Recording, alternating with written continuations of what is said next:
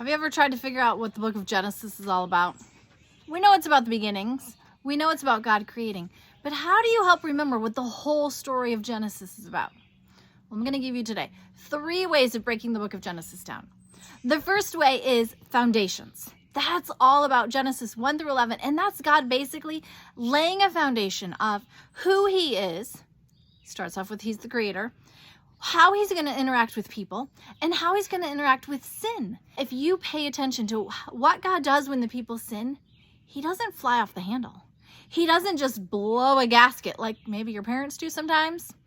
But instead, God often comes to first investigate, to find out what's actually going on.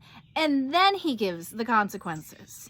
But even when he gives the consequences, he's still providing something. Watch with Adam and Eve. What does he provide? What about Cain after he kills his brother? What did God provide? So that's laying a foundation of who God is and how he's going to interact with us then when we sin.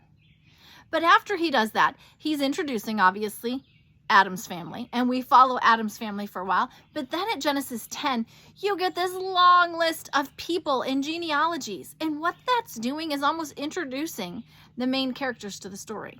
You get the Philistines, you get the Canaanites, you also get these different areas of land. So it's almost like God's saying, okay, here's the game board, here's the pieces, here's the players, here's what the boundaries are of the game. You need to know all these things.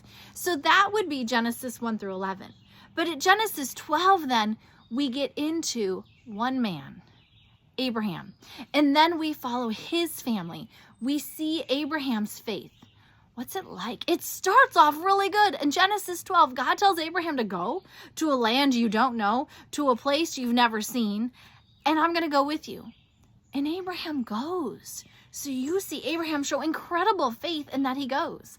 And then at the end of Abraham's life, almost at the culmination of his faith, is Genesis 22, where again, God says, sacrifice your son, Isaac.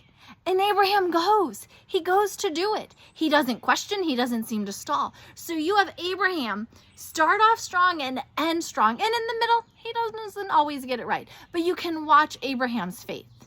And then from Genesis 24 on, we switch from Abraham's faith to Abraham's family.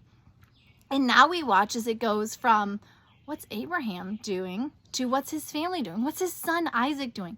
What are Isaac's boys doing? What are Jacob's boys doing? And so you follow them and you end with Joseph and you end with the whole family in Egypt. And you've watched that this family that God has blessed, that God has chosen this family to be a light to the nations, to be God's representative, to say, hey, here's how we need to live in covenant with God. And so in a way, the book of Genesis can be broken down into foundations, Abraham's faith, and then Abraham's family. So as you're reading Genesis, look for those things. What are the foundation in the beginning? God's really laying down who he is, how he's going to act, who the main people are, what he's going to do. Pay attention to how often Satan actually is in the story. And when you see him show up again, do you see him in Exodus, Numbers, Leviticus, Deuteronomy? And then watch Abraham's faith. Ask yourself, how is he doing? Does he always get it right? What happens when he sins? What happens when God asks something really tough of him? What does Abraham's faith show us about him? And then how did that translate into his kids? Did they always get it right? I don't know about you, but if you've ever studied the story of Jacob, probably you have, he's not always honest.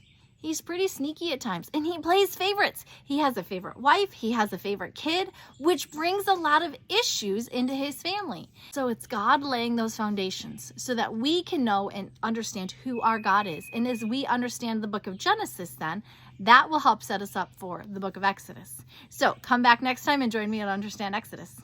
Bye.